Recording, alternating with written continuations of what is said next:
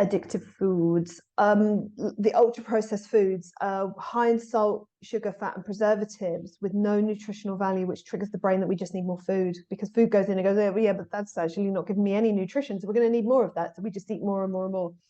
It really, really disrupts hormones. So if there are trans fats, for example, we make our hormones out of cholesterol, which is made out of the fat we eat. So if we are eating trans fats that are not good quality for the body, then we're going to be making our hormones out of bad quality fats. So making sure that there are good natural fats going in is so important. And the sugar in ultra processed foods, because it's very rare that there's kind of the fiber to balance it out, and because it's just not fit for human consumption, it just starts that blood sugar roller coaster, which then has all the adrenaline and cortisol and all the estrogen that we've just been talking about. Now, what I really wanted to highlight here is that people can go, ultra processed foods. Yes, I know what that is. That is cakes and biscuits and sweets, and I don't eat those, so I'm okay. However, I actually believe that health food stores are full of ultra processed foods. Ultra processed foods are foods that are ingredients that have been stripped apart and then put together and in a way that nature did not intend, and often put in a box and put on a supermarket shelf and has quite a long shelf life. And so the thing to spot and to help with your clients is, number one, I get people to read the ingredients listings. And if you don't recognize any ingredients in there, just don't eat it. Go for something with fruit and vegetables and meat and fish and eggs, and there's no real big list of ingredients that you don't recognize on those. So you're navigating much more to things that are come in their natural form.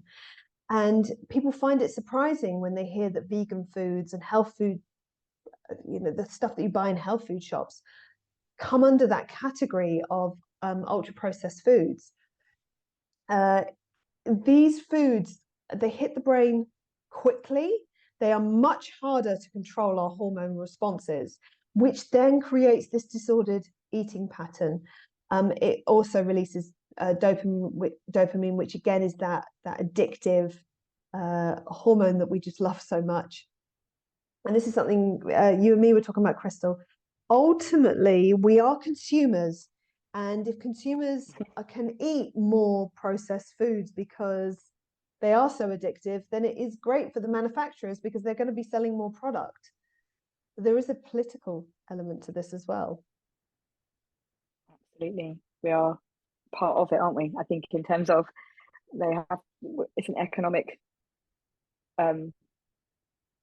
world, isn't it? At the end of the day, there is consumers. We need to buy, we need to have that process going on, and there is we were saying earlier, weren't we, that kind of the history of food changes and stuff, where they've taken out the sugars and replaced with sweeteners and taken out the fats. We're going all low fat and all these kinds of things within our foods, that ultimately, even when they're pushing a healthy diet, we're still being kind of led consumer wise through this navigation of something that's marketed as healthy, marketed as high protein.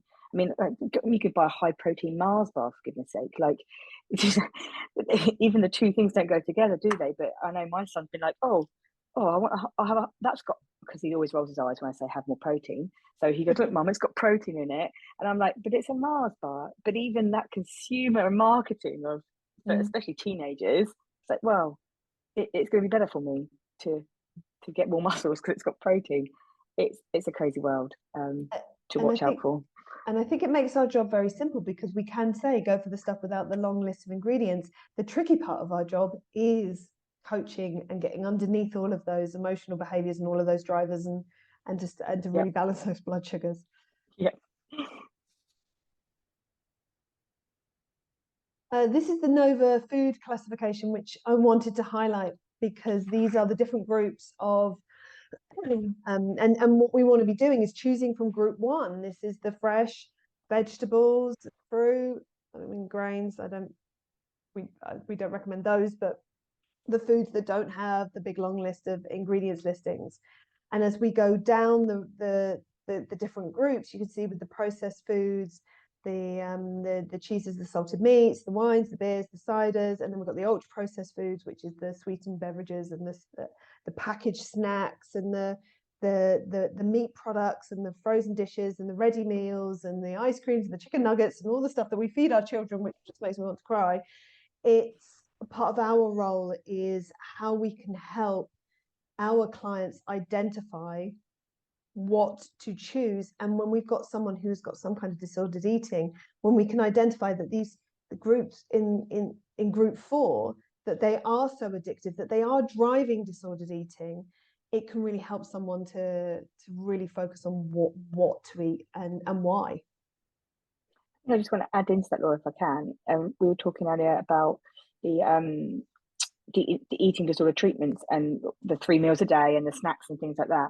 And I think when you compare that to this, I find it really interesting because in terms of, especially when you're thinking of people who restrict their foods, and that's not just an eating disorder treatment. I mean, ultimately, if people do restrict their food anyway, if they're then having a bit of pizza for lunch or some soup from like a Heinz soupy thing from just off the shelf, actually that kind of is viewed in a certain way of actually great because they're getting some food into them and they're getting nourishment in inverted commas into them because they're eating and they're not restricting their food.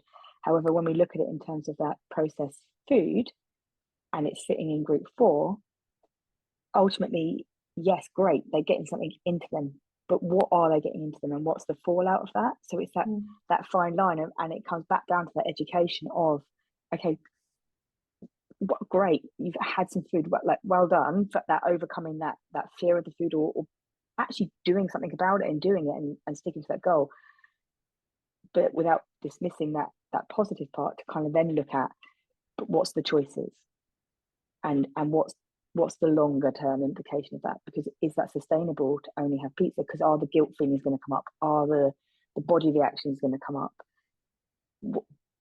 What's the choice and where is it? Again, it comes back down to that self-love, back down to that emotion, back down to that why are we doing what we're doing.